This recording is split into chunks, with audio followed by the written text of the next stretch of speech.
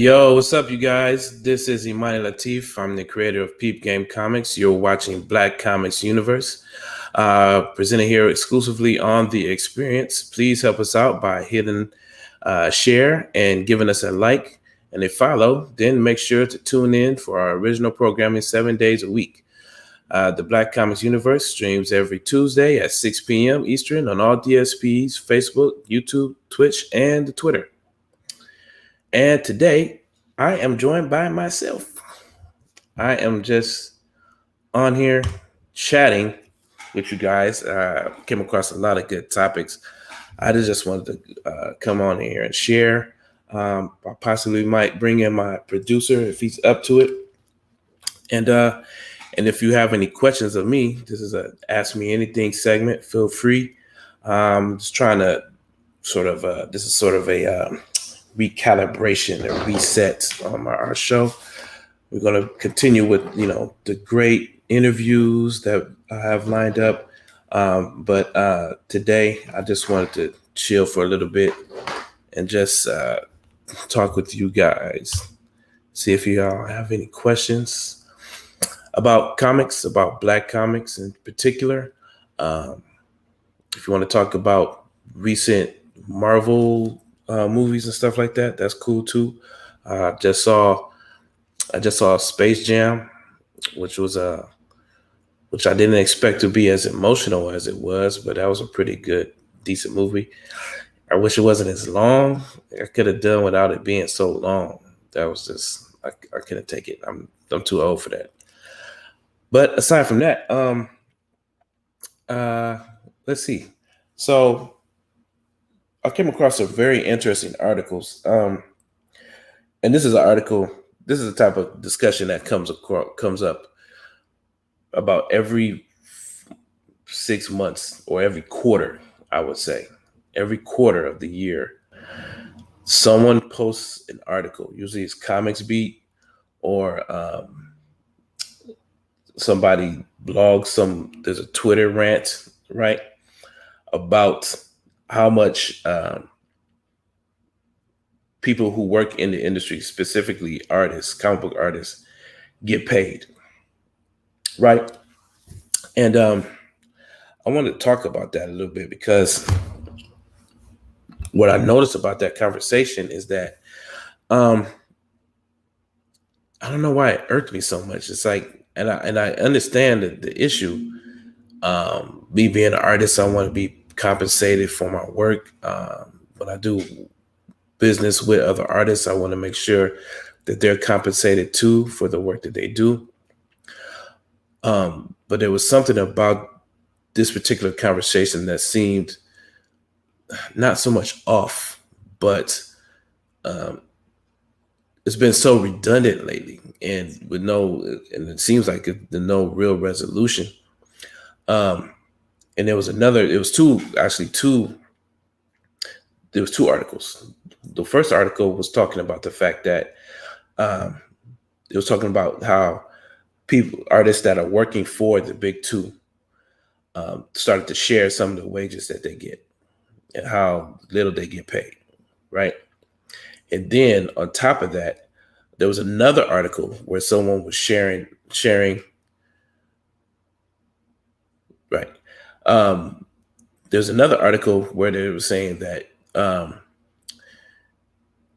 there were artists that basically sharing the fact that the only way they were able to succeed in comics was because their spouse basically carried the burden of the family's household, right? The family, finances, which I thought was a very interesting conversation.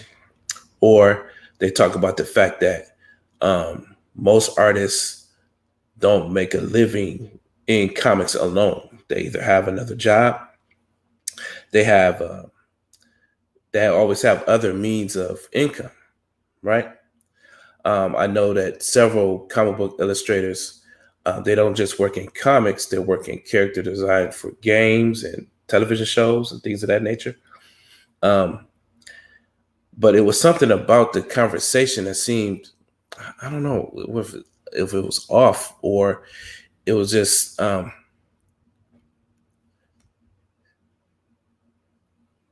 Right. And I got, of course, hey, Kyle, my producer, he's chiming in. He's giving me all kind of information. And if you want to jump in on this, feel free.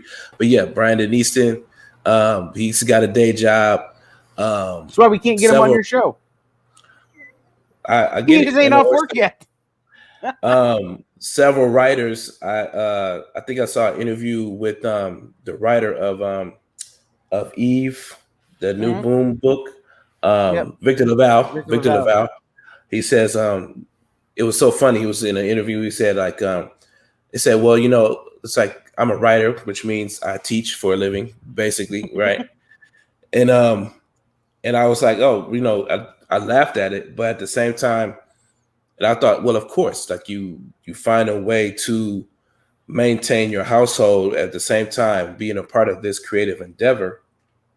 And so I think what bothered me the most about those articles was that it made it seem as if it was somehow wrong, or you should feel ashamed if you're not making a living in comics, that you have another source of income outside of comics, that somehow you're failing at comics, or you're failing at I don't know, raising your family. I wasn't sure, as as often as this conversation and these articles come out. Like, I promise you, every 3 to 4 months there's another article and there's another conversation about it. And I would hope that, especially the big two, will find a way to resolve those things. But at the same time, I don't know. It just seems like, I know some guys who are working at big companies, right?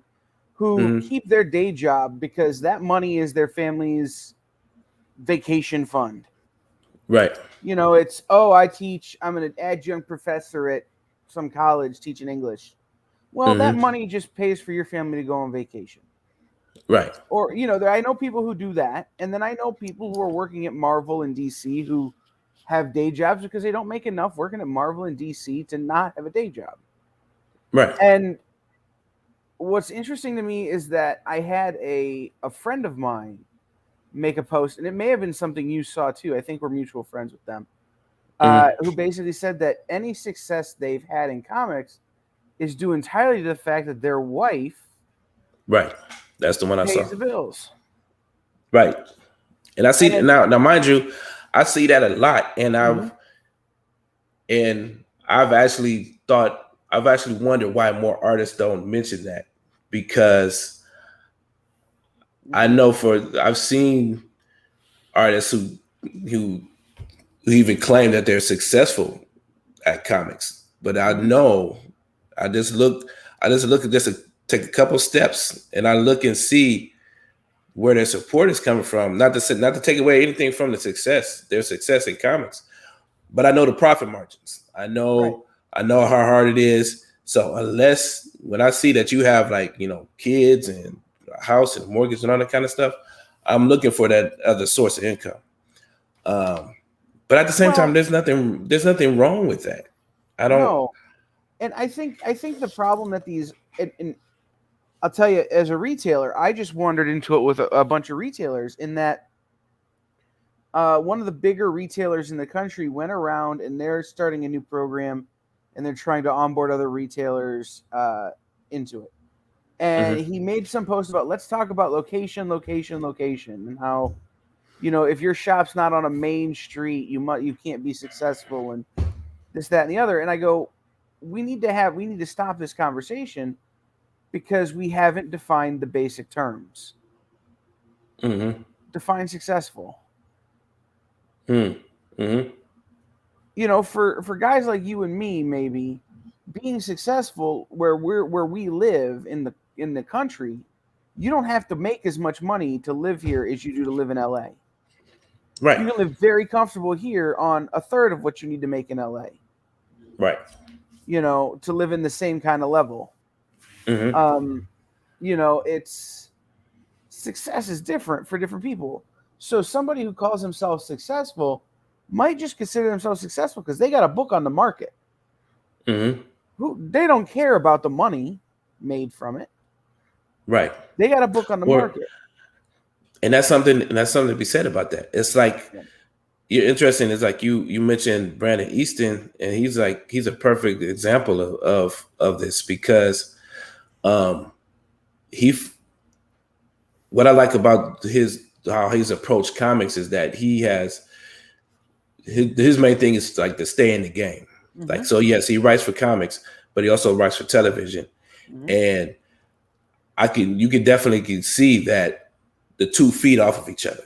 So like when he's approached by DC because he's coming off a successful run of Vampire D or whatever big show, whatever big name that he was a part of, right? Right. So he's building his resume so that so that he can that continues to open doors for him.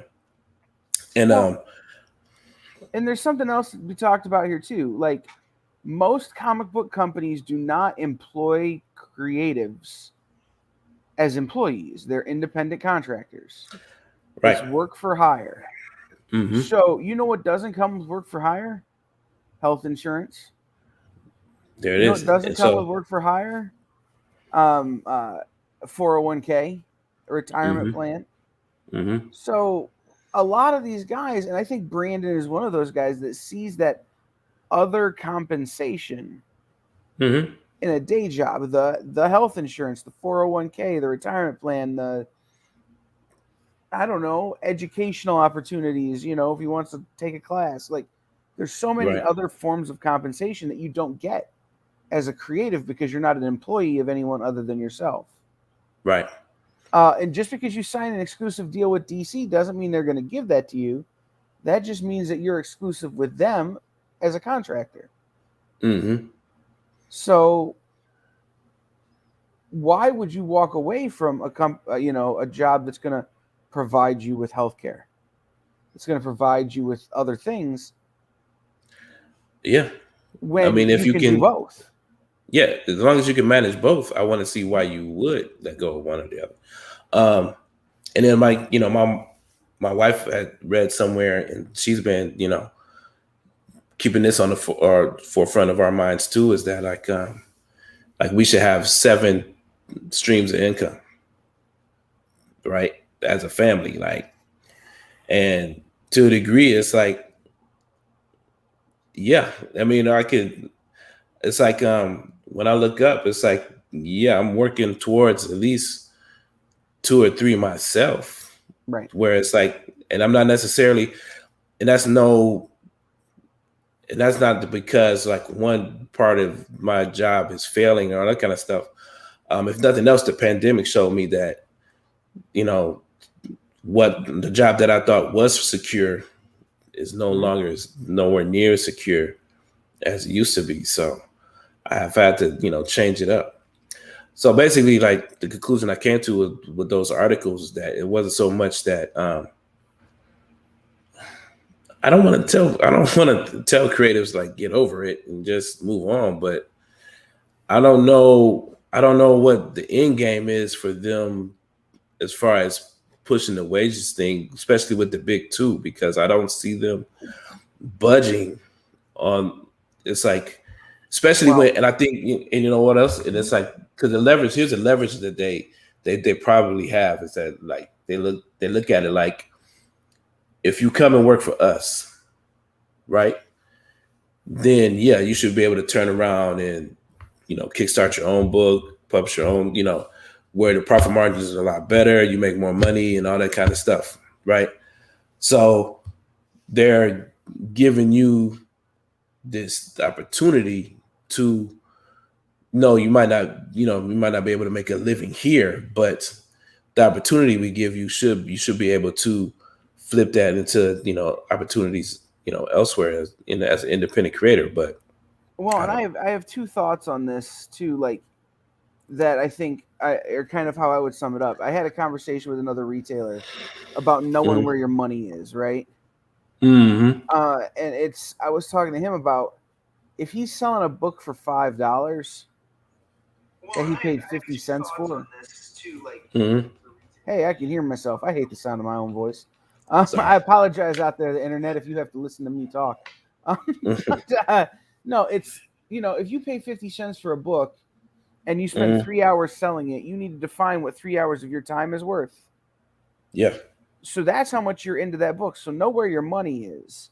So as a creator, because that defines what success is on that book. So as a creator, how many hours did it take you to make that book?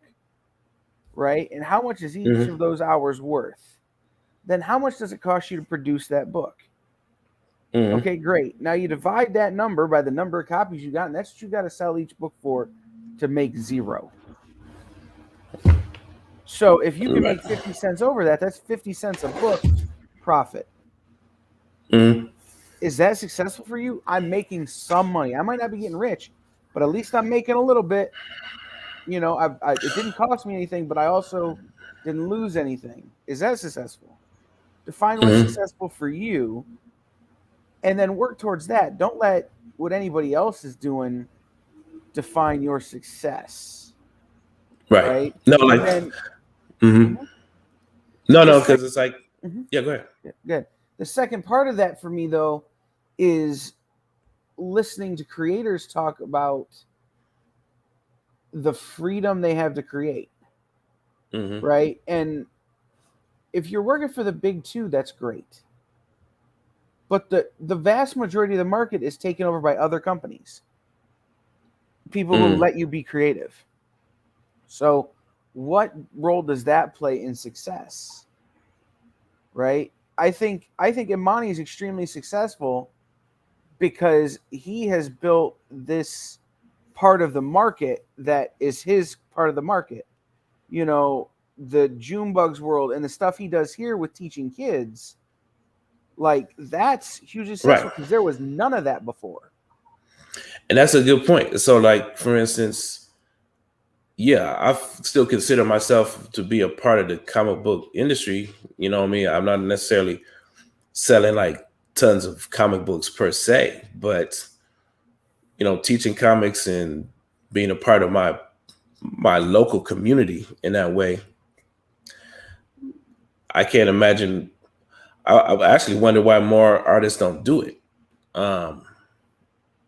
And I was like, I'm not necessarily the biggest, what you call it, comic book professional, even locally, right? It's like, I know there's some names here in town that could teach my classes like 10 times better. But I don't know if they could, because the thing is that class was an idea you had, that you put together, that you built. They're going to come and teach that class. It's going to be a different class. And I know because I've done presentations with those people. And I know they couldn't do what you do in teaching those kids narrative storytelling. Like, again, I think the big problem, and this happens with retailers every 6 months, happens with creatives every 4 or 5 months. It happens with every part of this industry. People try to define success, but success is not the same for any two people. Yeah. And to say somebody's not successful because they have to keep a day job, or somebody's not successful because their partner pays the bills, or to say somebody's not successful because they're not doing it the way you did it, just means they're not successful in your life, but they're not living your life. Right. And I think, and we can end on this point. I think what I think is interesting is that Hi, Hills. Joe and Kelly are here. Miss you guys. Haven't seen you in forever. What I find is interesting is that we talk all the time about musicians, for instance, right? Or athletes. Yes, they make millions of dollars as an athlete, but they make their real money off of the investments, endorsements, and other businesses outside of sports. Shaq has made more money off of Krispy Kreme donuts than he ever made playing basketball.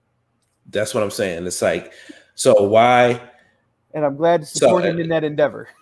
Right. So it's like, but you only get to that point unless you enter into, he wouldn't be there unless he went into the NBA with a 10 and 15, 20-year plan, right? Yep. So I would encourage any artist that's going into comics, or any person because I get this question all the time. It's like you see this question all the time as far as I want to start a comic book business. Where should I start? That type of thing. And I'm thinking it's like the reality is the business is if it's just about you making a comic book, then I can teach you how to make a comic book, and you wouldn't have to spend no money. You wouldn't have to spend nowhere near as much money as you think you will have to spend to make that comic book. If you just want it, if you really about the art of making comics, that's not that's not a hard thing. If it's about actually selling, distributing, finding artists, finding talent, that's like starting a comic book company is dang near like starting a music label. It's not a short term idea, you know. Right. And you should have a 15 to 20-year plan where whatever, you know, intellectual property you're making in this comic book, it should live on in whether it's animation, film, you know, novels, whatever the case might be, television. And if you don't really have a plan, you don't see your intellectual property, you know, stretching out that far, then maybe you don't necessarily need a comic book business to create what you want. Maybe you just want to figure out how to make a comic book. You know, you want to learn about the art of making comics, and that's easy. I mean, that's a lot of fun. But so much for that topic. Yeah, no, like I said, I hate when that debate happens, just because it makes a lot of people feel inadequate. Yeah, and it's like because it's like there's no way to win because it's like what happens is you make the artists feel inadequate or underpaid, right? You put pressure on the writers and creators who are out there kickstarting books and trying to bring in artists. Now they're trying to make sure that you have you got some dude fresh off the boat trying to make comics. Now he's trying to make sure that you have a living wage to draw your book, and there's no way he can afford that. Well, so there's another part to this that I just thought about. Mm-hmm. Listen to Neil Adams talk. I had a conversation with Neil Adams a few months back, and he talked about when they first kind of started having these conversations amongst themselves. And it was, another creator was trying to brag to Neil about how much he made per page. Like talking about how he made so much. He was making less than Neil. But Neil then went over to another a black creator who he had been working with at the time, who he really admired and thought was maybe the best guy going at DC at the time, and asked him, hey man, so-and-so just said he got this for page rate. I know what I get. Are we in the same ballpark? And this guy was like all offended because he was nowhere close. Mm-hmm. And so the conversation about pay equity in comics is maybe a bigger conversation than the pay rate. Yes. Okay. You know, a guy like Neil Adams can demand a much higher pay rate because he's got a much bigger resume. You know, he's Neil Adams. Mm-hmm. Mm-hmm. But that doesn't mean that the guys working on your successful books deserve to be paid less because they're newer. Mm-hmm. You know, everything's got to start at the same, and then it can be negotiated. Mm-hmm. You know, it's if they offer everybody a same starting page rate, you've got pay equity. Right. You know, they can't offer somebody less or more because of that. But if you go in and say, well, you know, I see what you're offering me in page rate, I got to get this much because I'm also doing this book over here at Marvel, and you want me to prioritize this and that and the other thing. That's on you, right? But so often the newbies get offered so much less in comics because they're the newbies.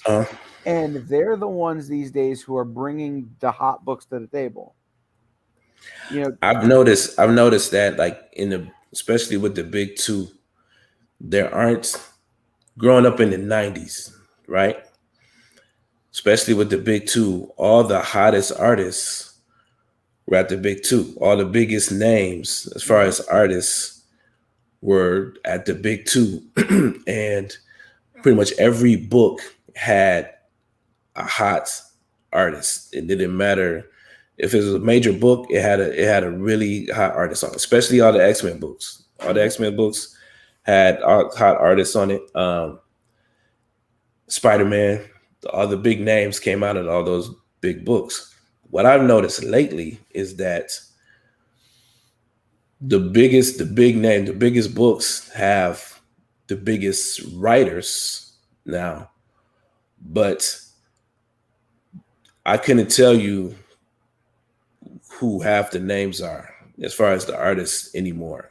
And if it's a really hot name, then it's usually a short run.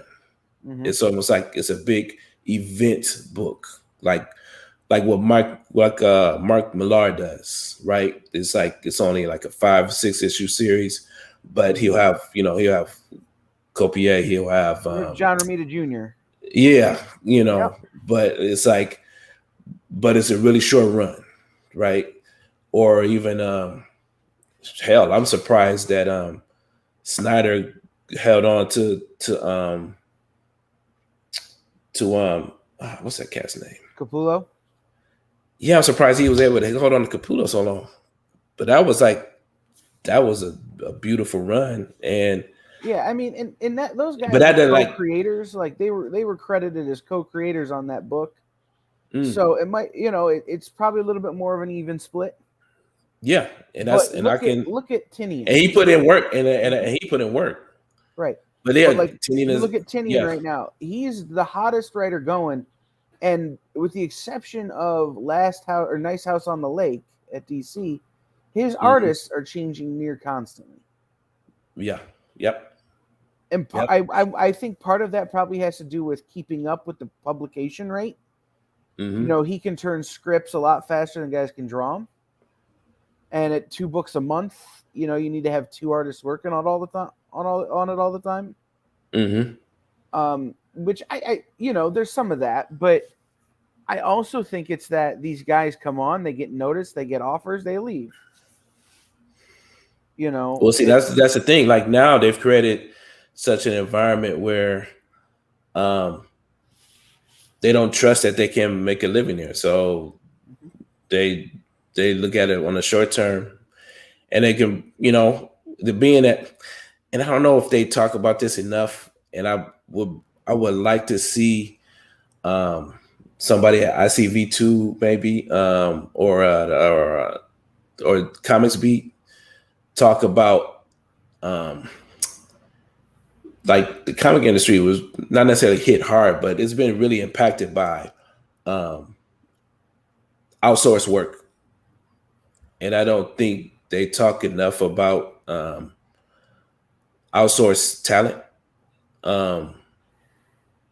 Well, I just lost a friend by the name of Daraj, who was an up-and-coming, he was a painter, but he was an up-and-coming cover artist. He had done some stuff at Coffin. He had done some stuff at I'm gonna blank on it, but he was about to do some work for Dynamite. Mm-hmm. And he caught COVID and passed away. Wow. But he lived in India. Mm-hmm. And I only knew him through the internet and from meeting him at like New York. Mm-hmm. But this idea of outsourcing work, comics are a global medium now. Mm-hmm. Some of the Art Germ, he doesn't want to leave home. He's got a great job. He's got a family. Art Germ has a day job, by the way, guys. Yeah. He's not doing covers. He's got a day job. He's a teacher. See, there's nothing wrong with that. But I will say this is that it makes it hard to come to some type of, I think it might make it hard to come to some type of level page rate, especially when that's where that whole equity argument comes in, because it's hard to get to that point if especially like these bigger publishers can now just reach out and find someone just as talented for that much cheaper. Because that's what I've noticed. That's what I've noticed the most as far as like comic art now compared to when I grew up, is that everybody draws, not necessarily draws like Jim Lee, but I see there's like a ton of artists that know how to, I put it to like, they know how to draw good enough. Sure. They know they know the trade as draftsmen. They know how to. There was an interesting comment made by an elder statesman. I can't remember who it was. It might have been Scott Hanna. I don't remember who it was. But the big thing is that so many people work digitally now. Yep. Right? That there's no original art for these books. So these older guys who are used to a higher page rate than they can get now are making up that difference by selling original art. I still work with a pencil and paper and ink. Well, here, an original art's as high as it's ever been. So I could do this Spider-Man page. They're only going to pay me, I don't know, $100 a page or whatever it is. But I could sell this original art for $3,500. It's so. The thing about it is that the industry, you talked about having 7 sources of income. The way I have always looked at it is always have a pivot. If one stream dries up, you've got another one that you can just boom, start it. Yep. For me, I was a retailer. Well, that dried up. Now I'm doing this. This dries up. I go to another thing. Boom. You just keep pivoting, and that's what the industry has to do. This brings me another conversation, because I was thinking about how comic book retail has evolved, and to say that since I started reading comics in the 90s, right? Right. And you were here, right? You're originally from here? Yeah. The shop, I can't even think of the name. 3 shops to choose from, 4 shops to choose from? I can't. At least 2 in the 90s. Jim would have been around. Marvel or Monarch would have been, or Ed and Steve would have been around. And who was on? You know the shop. The name on the shop I went to was on Jackman. No, on Alexis. Alexis no, Road. not anymore. I know where the shop was. I don't remember the name of it because I remember going there when I was little. That was my shop. But the thing was, in the 90s, because it was such a boom, it was like there was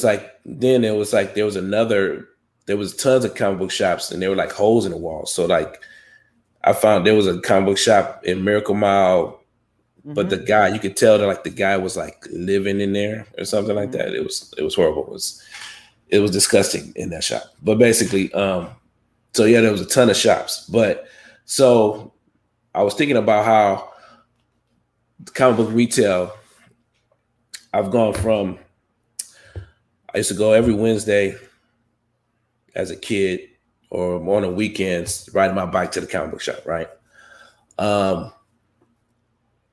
When I got into when I could drive, I used to go to JC's every now and then, right?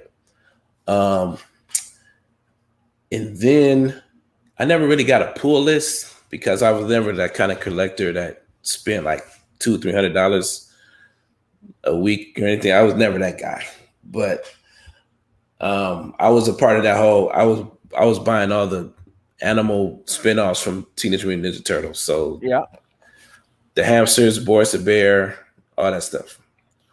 By the way, it's Bob Burden's birthday. Shout out to Flaming Carrot. Yeah, see, not really an animal, but still kind of in that vein, right? Yep. But it was like that whole era, like it was like everything was a knockoff of Teenage Mutant Ninja Turtles, really.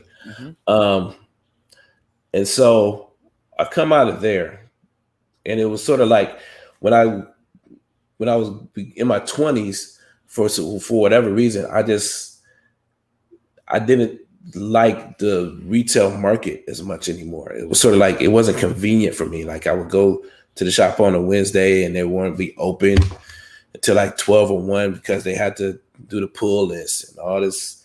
And it was just like I just got tired of this sitting out in front of the shop waiting for my books. So around early 2000s, that's when Comixology pops up, right? Yeah, it was the mid 2000s. I mean, Something like that. Well, before that, it was sort of like I couldn't necessarily afford the extra income to go to the comic book shop all the time. yeah, there were precursors to Comixology, but digital books, It was 2003, 2004. something like that. We could probably say 2007 to be on the safe side, but Well, I even think before that, 2007, 2008 was Comixology. yeah, Because I was new in college when Comixology hit. All right, see, but even before that, I found out that my library would carry comics and trades. Mm-hmm. So I would just literally go down to the library.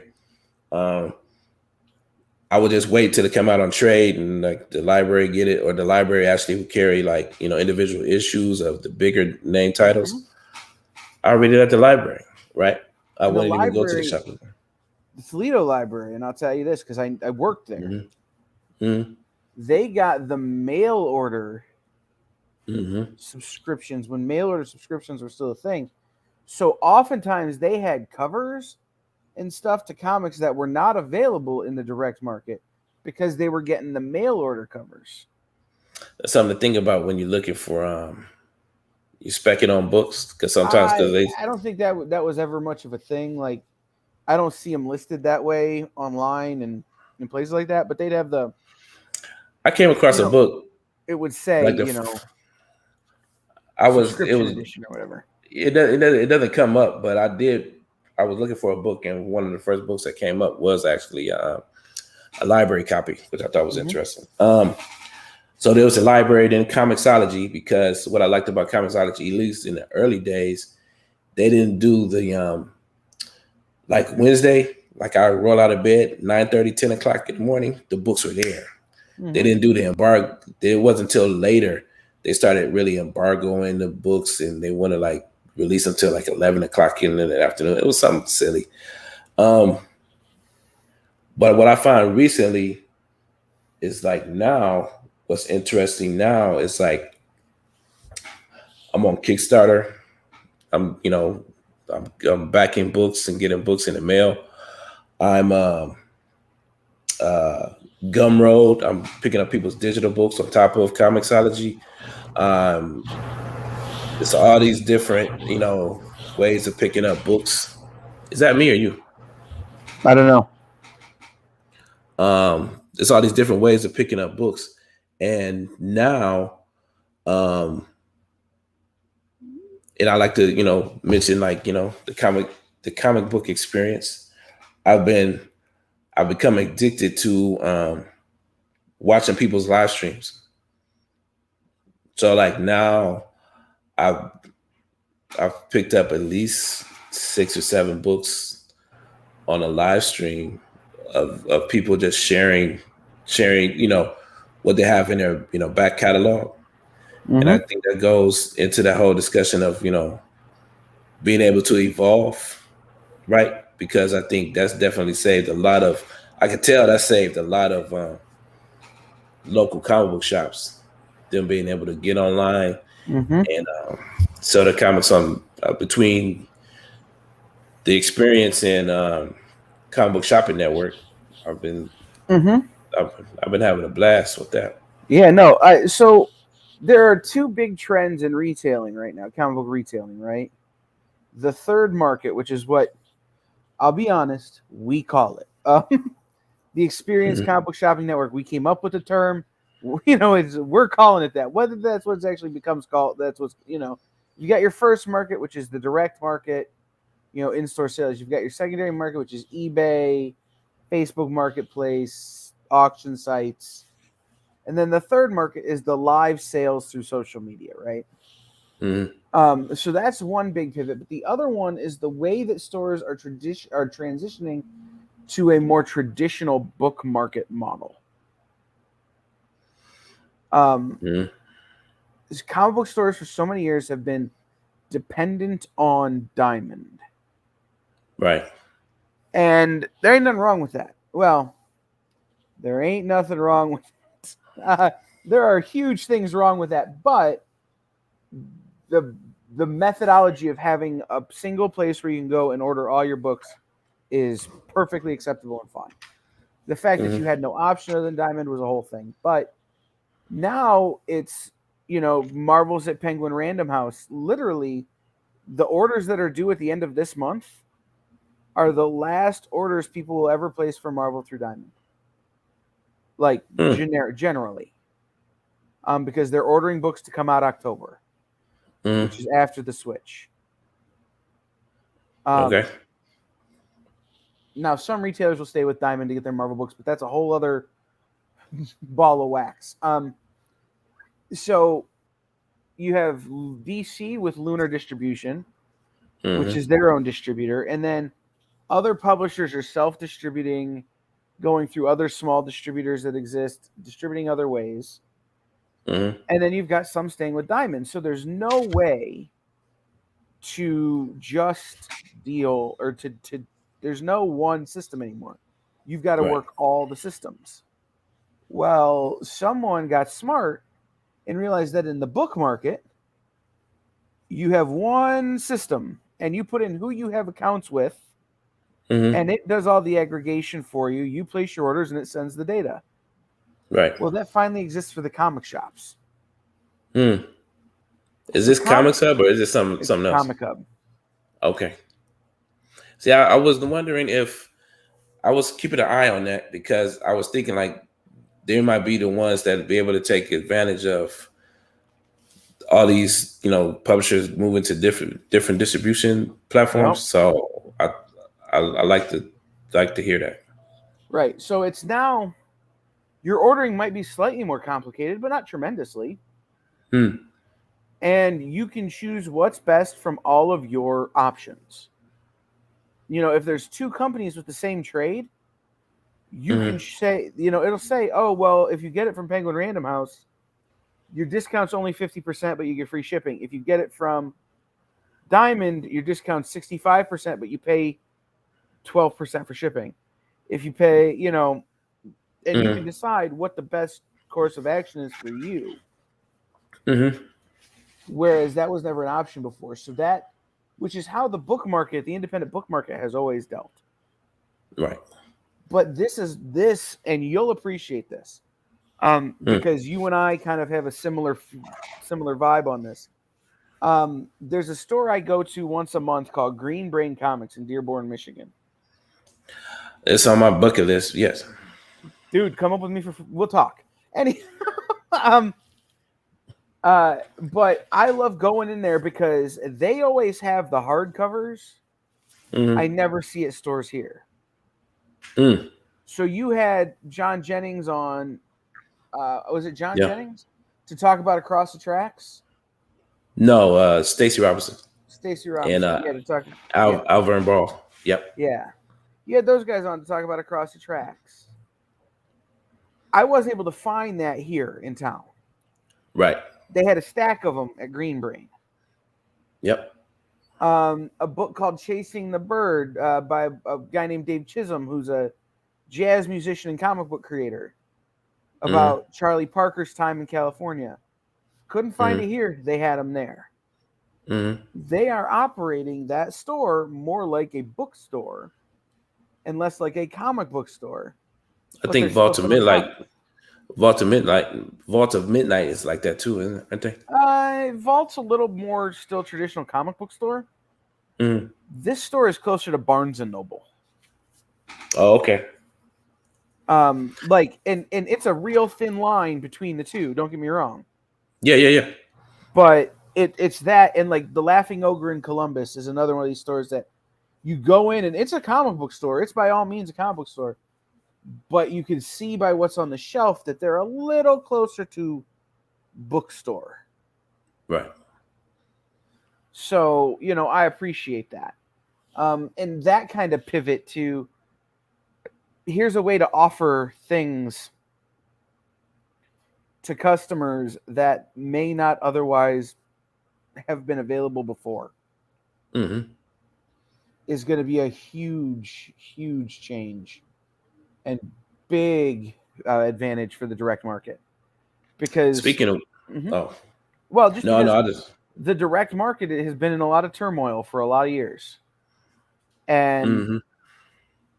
now that there isn't one distributor, stores are going to have to adapt or die, and Comic Hub is giving them a chance to adapt. And the idea of operating, stealing from the direct market or the independent book market is going to give them a roadmap for it. I can't seem to. Well, nobody locally is in Comix Hub yet, so And that's a bigger conversation as to why that's true. And well, I mean, we had one store that they the finally got a closest, digital cash register. Like after 35 years, they finally just right? this year got a digital cash register. Like Or the closest Green Brain is the closest Comix Hub shop, I think. Mhm. Right. I mean, But when I went to what was that other shop that you told me about? I went to Ben's, Big Bob, Big Vince. Ben's. I think they're a Comix Hub shop too. But Yeah. Well, and it's that's out growing. in Michigan, Comics Hub has been real small. right? It's they're growing. There are shops in Columbus that are Comics Hub stores. There's shops in Detroit. Shop in Adrian's a Comics Hub store. Mm-hmm. There just because there are none here, doesn't mean it's not growing. Mm-hmm. Toledo is, for lack of a better, for lack of nuance, I guess, a small comic market. I don't know. I can't tell. It don't seem like the shops I've been in. It's a small comic market in that the same guys have been shopping at these stores for 30 Well, years, true, and they're not growing necessarily. true. So, But they stay. Speaking of and it's funny because I just want to shout out. I think it's oh, was it Steve and there's a couple. I think the name is Coy's, but of the comic shop. Brandy and Steve, Brandy and Coy's Steve. Comics. Brandy and Steve, and what was the second one? The guy I got white from. Jesse. Oh, Jesse James. Jesse James. So I got white. That's make you big. Jesse. There you go. There you go. That's his exclusive cover. Isn't that pretty? Yeah, man. So I got white from Jesse James. And then I was able to pick up Bitter Wheat Root. Mm-hmm. The Juneteenth variant. Got that from Coy's. I got a couple other ones from Coy's that are coming in the mail. And then I'm specking on, I got this from my local LCS, Doom War. And I'm looking for more Doom War. I'm looking for sold Doom so War. much of that. I sold so much of that when I let go of a bunch of my inventory. I think I've been speculating. I've been like sort of like picking around the edges of the Black Panther storyline, as far as the MCU, the movies. And I think the Doom War is might be a possible place they might pull some stuff out of. I don't expect anything. I don't expect Marvel to do anything traditional when it comes to from what I could tell, with this big reveal as far as Kang and all this kind of stuff. Wasn't Kang? Oh, is one of the Kangs. It was Immortus. Different dude. Yes, it was one, but it's all going to be a variant of him because he's Still going to be a different the same. Dude. Alligator Loki is not regular Loki. They're different dudes. Well, it's going to be the same actor, so they're going to be. It's going to be the same actor at least. Yeah, they kind of messed that up by saying that dude was playing Kang, and not saying that dude was playing Nathan Richards. I don't know who this is. Like, this is going in so many different. We have to do another show just for this. Basically, because Marvel is like it's like whatever you think Marvel is supposed to do, it seems like they intentionally find a way to like do it the exact opposite every single time. Let me ask you a question. Yeah. They're one of the what ifs, and now that they've said that what if is relevant, so some of the what if storylines are going to stick. They're not all just going to be tertiary now. Okay. Because it was going to be its own kind of standalone thing, not part of the regular MCU. Yeah. That is no longer the case. Okay. Because of what happened in Loki, all of these timelines some of these stories can exist just as alternate timelines. Right. So one of the ones they're doing is, what if T'Challa had been kidnapped by Yondu instead of Peter Quill? Right. Let me, and it's the last thing Chadwick Boseman did, and I think we're probably in agreement that we don't want to see somebody else play that role. Okay. But let me ask you this. If they were to set it up, what if T'Challa had never become the Black Panther? What if they did, because that was a comic.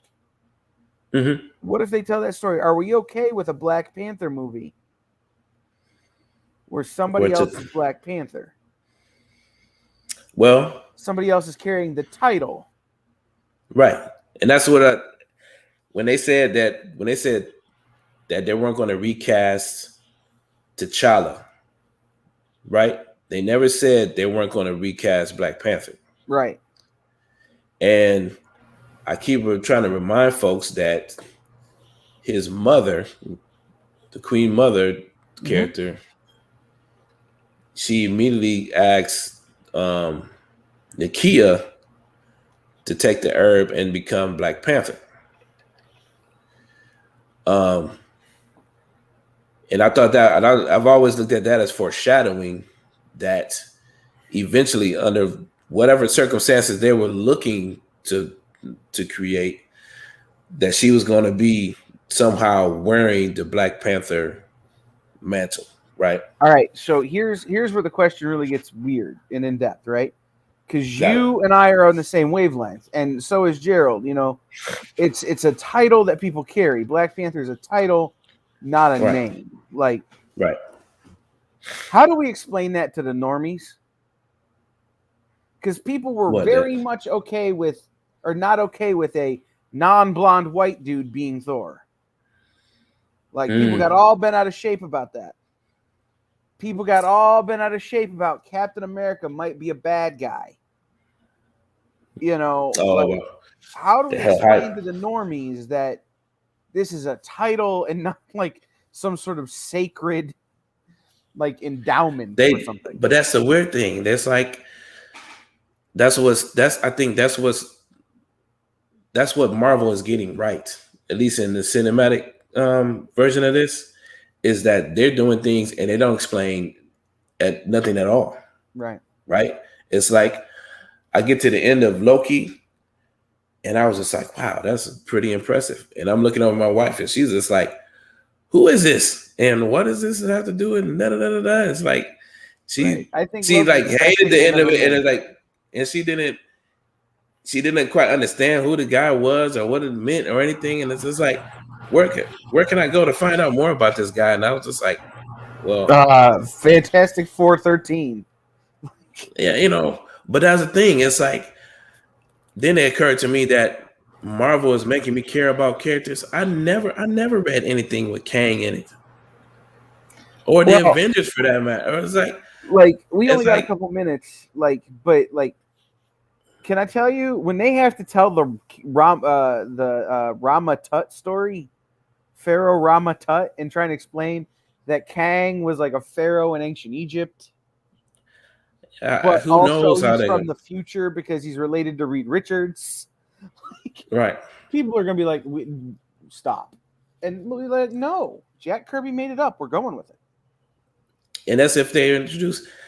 I really want to know what they're going to do with this fourth thing, this Fantastic Four thing, because I don't think it's going to be what people think. But I don't know. Nope. I think they're going to find a way to, especially with now. See, that's the thing. People don't realize they put all these things in a sequence for a reason. So it's like, they've created this multiverse scenario so that by the time you get to the Fantastic Four, there's no telling what that's going to look like. It's not going to look like a traditional. It's not going to look like the traditional Reed Richards Fantastic Four because they've already introduced this idea that all this stuff can be interchangeable. Well, and this is the wild part, and this guys keep reminding me of this. We don't know when Loki takes place. What happens before in the current story arc? It happens before he dies. Does it though? Because he's pulled out of the timeline. So does he actually die now that he's pulled out of the timeline? He shared. Remember, but here's what I'm saying though. If you go back and you look at every movie they've made, right? Mm-hmm. None of that is particularly set in stone anymore. So people dying in Endgame, not set in stone anymore. Some of this kind of stuff. So it's just, it gives you a whole new way to look at the whole Marvel universe. But I wanted to ask that, of you, especially about, somebody else carrying that title of Black Panther, because I've had to start recognizing rectifying in my own brain that we have to remember who the characters are and not necessarily, or what the titles are and not necessarily tie them specifically to an actor or character. Yeah, especially with the multiverse, I would look for any number of different things to get switched up and rearranged and turned upside down.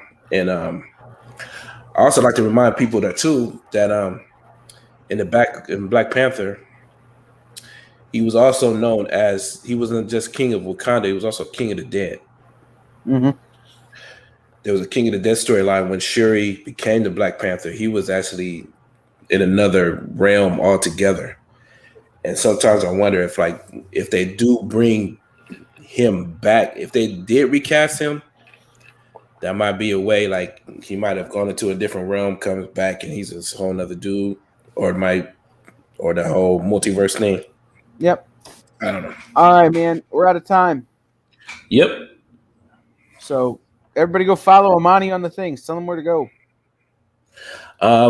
Go to @Peep Game Comics or PG Comics on all social media and continue asking questions. Thanks, you guys.